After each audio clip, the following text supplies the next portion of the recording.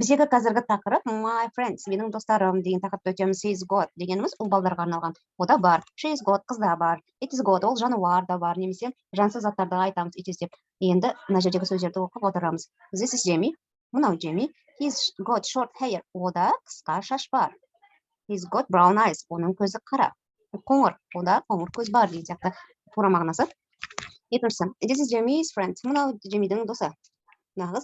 His name is Angie. Оның есімі Angie. She hasn't got short hair. Ода қысқа шаш жоқ. Яғни she has got long hair деп айтсақ болады. Ода ұзын шаш бар. She's got green eyes. Оның көзі қара. Келесі мына affirmative дегеніміз ол болымды сөйлем, негатив ол болымсыз сөйлем. Яғни бар болса has got, жоқ болса hasn't got айтамыз. Енді бірінші тапсырманы орындайық. Read and circle. Оқып дұрыс жауабын белгілейміз. Бағана айтқандай жануарларға it is деп айтамыз. Ол деген it is got four legs. Ода 4 аяқ бар. She hasn't got, яғни қыз long hair. Оның шашы ұзын емес. Ода ұзын шаш жоқ.